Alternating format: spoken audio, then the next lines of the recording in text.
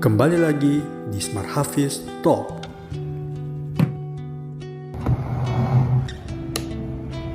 Di episode kali ini, kita akan membahas salah satu surat yang ada di juz 30, yaitu surat Al-Kautsar.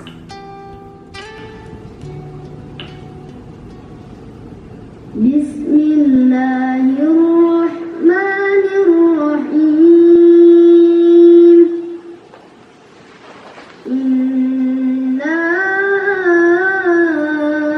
a'tainakal kautsar. Fasholli lirabbika wanhar. Inna syani'aka huwal abtar. Bagaimana penjelasan dari Ustadz?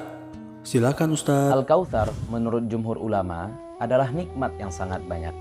Akan tetapi Imam Ibnu Katsir memaknai Al-Kautsar sebagai telaga yang akan diberikan kepada Nabi Muhammad SAW nanti di hari kiamat berdasarkan riwayat dari beberapa imam seperti Imam Bukhari, Imam Muslim, dan juga Imam Ahmad bin Hanbal. Ada beberapa versi terkait sebab nuzulnya surat Al-Kautsar. Bahkan para ulama juga berbeda pendapat apakah surat ini adalah Makki ataukah Madani. Namun salah satu yang masyhur adalah apa yang diriwayatkan oleh Imam Al-Baihaqi tentang celaan-celaan yang diarahkan kepada Nabi SAW ketika anak beliau wafat, yaitu Al-Qasim. Sedangkan menurut Imam Ibnu Mundir, anak beliau yang wafat itu disebutkan bernama Ibrahim.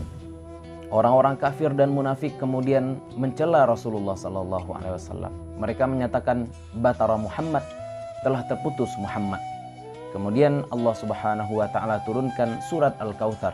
Di ujung ayat Allah tegaskan, inna syani'aka huwal abtar. Sesungguhnya orang-orang yang mencelamulah yang terputus. Dari segi pemaknaan, jika kita melihat bahwasanya surat Al-Kautsar itu diturunkan setelah surat Al-Ma'un, maka kita juga dapat menarik kesimpulan bahwasanya surat ini merupakan penegasan perbedaan antara Nabi SAW dengan orang-orang yang ingkar. Di dalam surat Al-Ma'un, Allah Subhanahu wa taala menjelaskan tentang ciri-ciri orang-orang yang mendustakan agama. Di antaranya adalah menghardik anak yatim, enggan memberi makan orang miskin, melalaikan kewajiban sholat. Kalaupun mereka sholat, maka mereka akan laksanakan sholat itu dengan alasan riya. Kemudian mereka juga menahan barang-barang yang bermanfaat. Wa yamna'unal ma'un. Ini berkebalikan dengan sifat-sifat yang dimiliki oleh Nabi SAW. Inna a'tainakal kautsar, kata Allah. Sesungguhnya kami telah memberikan kepada engkau nikmat yang sangat banyak. Maksudnya apa? Allah berikan kepada Nabi SAW nikmat yang sangat banyak sehingga tidak patut Nabi SAW itu pelit terhadap kelebihan-kelebihan yang telah Allah berikan untuk beliau.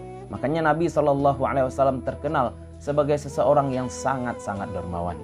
Fasholli lirabbika wanhar. Fasholli, maka salatlah engkau.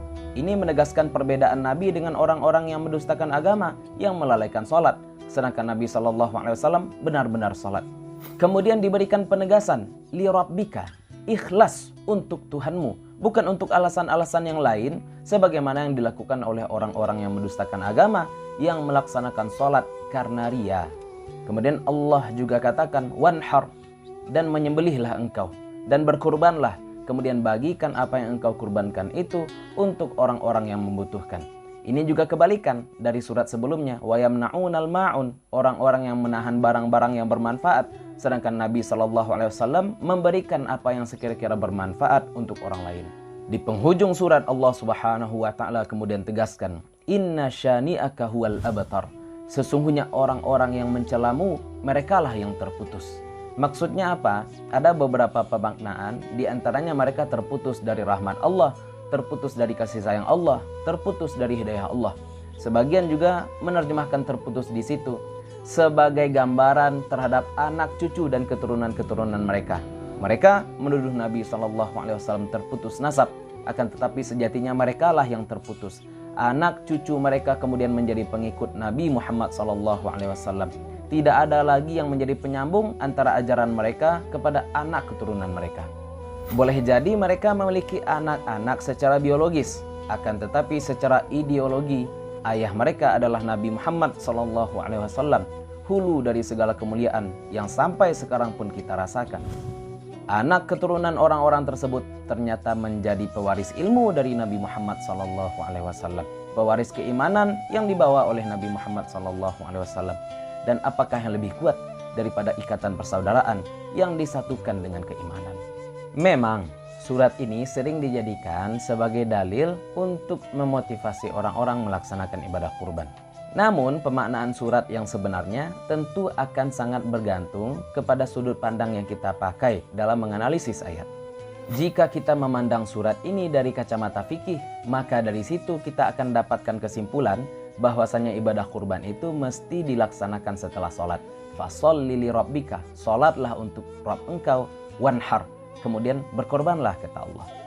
Jika kita melihat dari sudut pandang sejarah, maka surat ini diturunkan oleh Allah Subhanahu wa taala sebagai pengobat hati bagi Nabi Muhammad SAW dari celaan-celaan yang dilontarkan oleh orang-orang kafir dan juga orang-orang munafik.